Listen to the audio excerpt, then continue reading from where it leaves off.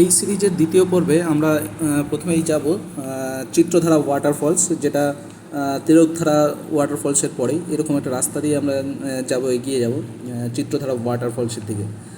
ঠিক এইখানে এসেই একটা পার্কিং আছে, ছোট একটা পার্কিং। লোকজন খুব একটা নেই, লোকজন আসছেও না হয়তো খুব, কারণ ঝর্ণাটাও তেমন হয়তো উল্লেখযোগ্য নয়।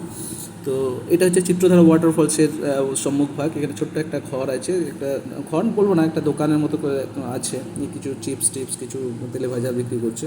তো এর পাশ দিয়ে চলে যাচ্ছে সামনেই চিত্রধারা।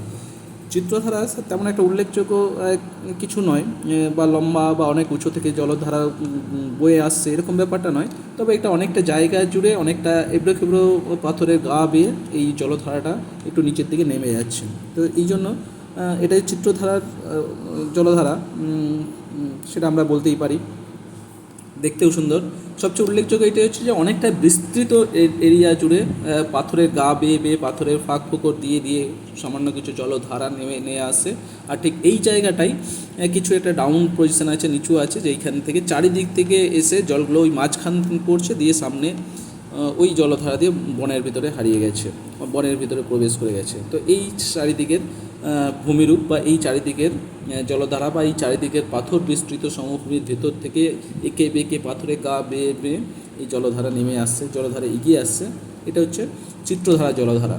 চিত্রধারা ঝর্ণাও বলা যেতে পারে, যে ঝর্ণার হয়তো নাম উল্লেখ আছে বা বিশেষত্বও আছে, কিন্তু সৌন্দর্যের দিক থেকে হয়তো তিলকধারা যে ওয়াটারফলস আমরা দেখে এসেছি তার সঙ্গে এর কোনো তুলনা হবে না।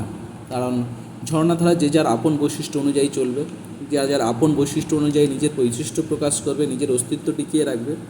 তিলকধারার সঙ্গে এর কোনো তুলনা হবে না, কিন্তু চিত্রধারা ওয়াটারফল তার নিজেদের মতোই ভাবে বৈশিষ্ট্য নিয়ে বয়ে চলেছে।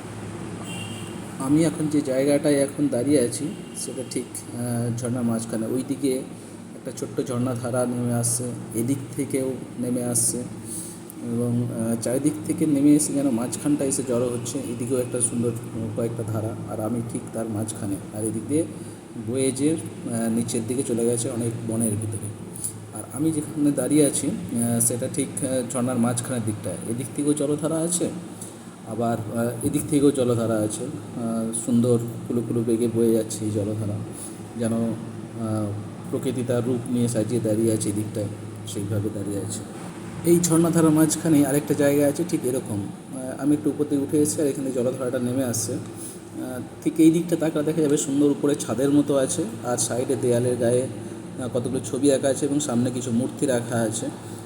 ঠিক ঝর্ণার গোড়াটায় এইখানে এরকম বসানো আছে। আর তার থেকে বড় কথা, এই যে ছবিগুলোর কথা বলছিলাম, কত রং করে এবং কালারিং করে ছবিগুলো আঁকা আছে, সুন্দর দেখতে। হয়তো কোনো আদিম প্রজাতির ছবি এখানে আঁকা আছে এই ঠিক ঝর্ণাধারাটার ঠিক পাশটায়। তো এরকম একটা জায়গা, উপরে ছাদ এবং নিচের সাইড দিয়ে ঝর্ণার জলের ধারা নিচের দিকে নেমে বয়ে চলেছে। আর এই পাশটাতেই আমি একটু যদি ভেতর দিকে যাই, এখানে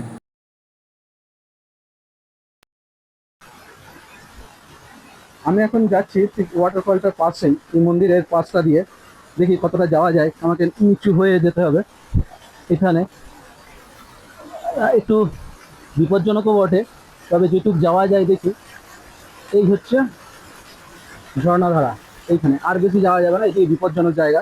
যদি যাই বিপদ ঘটতেই পারে। তো এই যে ওয়াটারফলের উপর থেকে আমি পড়ে আসছি, অনেকটা কষ্ট করে আমি আবার ফিরে যাচ্ছি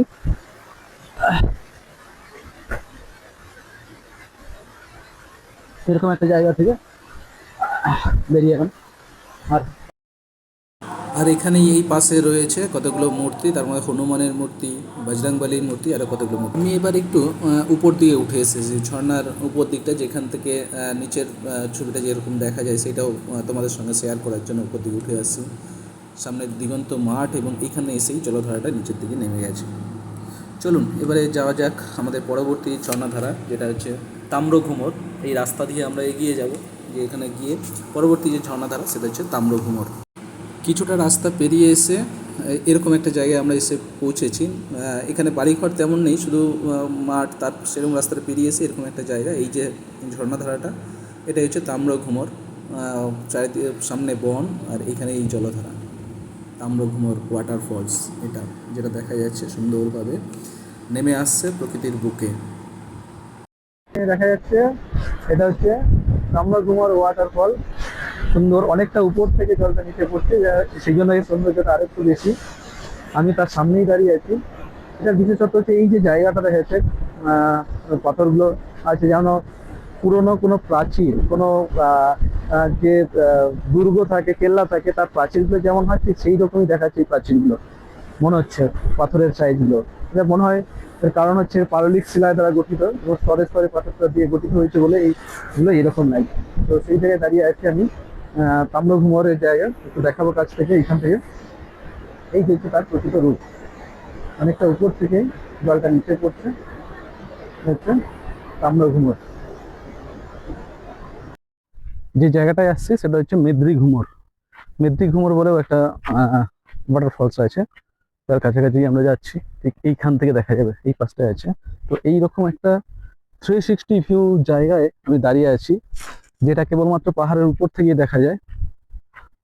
কিন্তু আমি এখন একটা প্লেন ল্যান্ডে দাঁড়িয়েই সেরকম একটা 360 ডিগ্রি ভিউ দেখতে পাচ্ছি। পুরোটাই পুরোটাই একটা 360 ভিউ এর মতো দেখা যাচ্ছে, কিন্তু এটা একটা প্লেন ল্যান্ড, টেবিল ল্যান্ডও বলা যায়।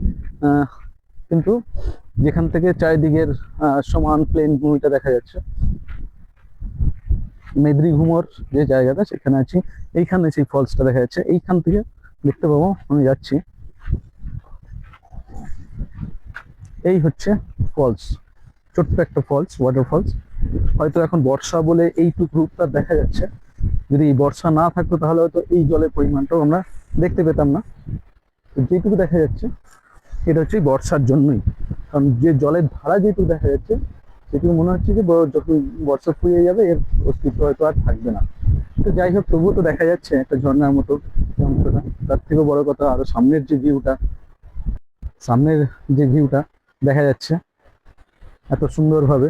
এখানে পুরো একটা ভ্যালির মতো হয়ে চলে গেছে ওই দিকটায়, ওইখানে একটা ভ্যালি এসে নেমেছে, এইদিকে একটা চলে গেছে, আর আমি তার উপরের অংশটা এই প্লেন ল্যান্ডটায় আছি। প্লেন ল্যান্ড হয়তো বলা যাবে না, কিংবা এইটার তুলনায় এটা মালভূমি বলা যেতে পারে, কিন্তু উপরে যেখানে আমি দাঁড়িয়ে আছি সেটা মালভূমি নয়, এটা একটা সমভূমি অঞ্চল। তো এইটা হচ্ছে মেদ্রি ঘুমর বলে জায়গাটা বা ঝর্ণা ধারা। তার মানে ঘুমর কথার অর্থ আমার মনে হচ্ছে যেটুকু সম্ভব আমি ঘরে গিয়ে গুগল সার্চ করে দেখবো, ঘুমর কথার অর্থ হচ্ছে ঝর্ণা। ঝর্ণা ধারাকে এখানে ঘুমর কথাটা বলছে, কারণ একটু আগে যেখানে তমরি ঘুমর গিয়েছিলাম সেটাও সাথে ঘুমর আছে। এখানে যে মেদ্রি ঘুমর বলছে, মেদ্রি ঘুমর, ঘুমর এটাও অর্থ হচ্ছে একই সঙ্গে যুক্ত আছে। তো স্বাভাবিকভাবেই ঘুমর কথার অর্থ হয়তো ঝর্ণা, জলপ্রপাত।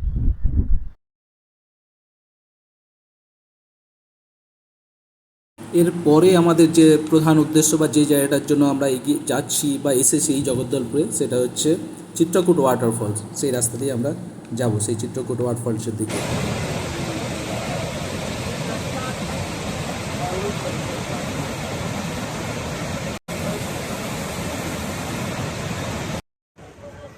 চিত্রকূটের ঠিক পাশেই জাস্ট এই পেছনটাই ওয়াটারফল, আর এইখানেই একটা গেস্ট হাউস রয়েছে, the nature view resort and restaurant. এখানে আপনারা রুম পেয়ে যাবেন, রুমের দাম 3200 টাকা, আর ওর সঙ্গে ব্রেকফাস্ট ফ্রি থাকবে।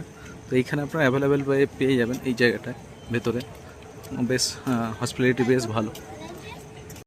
একটু এরিয়াল ভিউ নেওয়ার চেষ্টা করবো আমি আমার সেলফি স্ট্যান্ডের মাধ্যমে, কারণ আমার কাছে তো ড্রোন আপাতত নেই যে সেটা দিয়ে তোলা যাবে।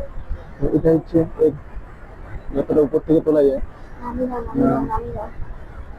সত্যি নায়াগ্রার মতো এর সৌন্দর্য। সামনে যে ভিউ উঠেছে, ধোয়ার মতো, কুয়াশার মতো জল উঠে আসছে। এটা তো আরেকটু সুন্দর দেখাবে যদি এদিকে রোদটা ওঠে। এদিক দিয়ে বয়ে গেছে নিচে ইন্দ্রাবতী নদী, ইন্দ্রাবতী নদীর উপরে এইরকম একটা জলপ্রপাত, তার সামনে থেকে জলের রুদ্র রূপ, ঝর্ণার রুদ্র রূপ আমরা দেখতে পাচ্ছি এখন, যেহেতু বর্ষার সময়।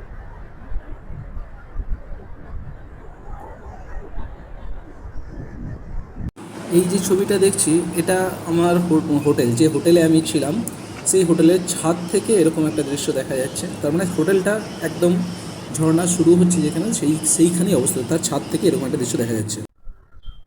কালকে আসার পরে যে হোটেলটায় আমরা ছিলাম সেটা হচ্ছে এই হোটেলটা। এটা নাম Thakur hotel lodge, hotel view, river view.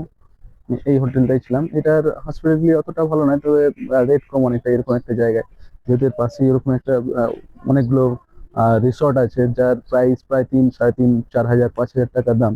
সেখানে যাদের কম বাজেট আছে তারা এই হোটেলটায়, এটা ঠাকুর লজ হোটেল রিভার ভিউ, এখানে থাকতে পারেন। তো আমরা এখানেই ছিলাম। অসুবিধা নেই, তবে জায়গাটা একটু ভেতরে অতটা সুবিধার নয়। থেকে যদি দেখায় তার এই রকম ভিউটা আছে। এটা হোটেলের ভিতরের অংশটাও আমি একটু দেখিয়ে দেবো, যাতে যারা আসবেন তাতে একটু বুঝতে পারেন। এই সামনেই এখানে এদের রিসেপশন আছে, বেরোতে এখানে গেট আছে, এই দু সাইডে রুম, আর ঠিক সামনেই এখানে যদি যাই, সামনে থেকেও একটা সুন্দর জায়গা করা আছে, এখানে গেট দিয়ে বসার জায়গা করা আছে যেখান থেকে ফলসটা দেখা যাবে।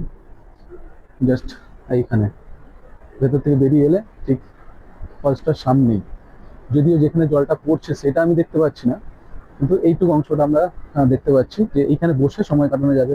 কিংবা এই ছাদের উপরেও যদি ওঠা যায়, ছাদের উপরে বসেও আমি সময় কাটাতে পারবো। তো আমরা এই হোটেলটাই ছিলাম। আর নট ব্যাড ফর যারা চিপ রেটে থাকতে চান তাদের ক্ষেত্রে এটা ঠিকই আছে, কম খরচে।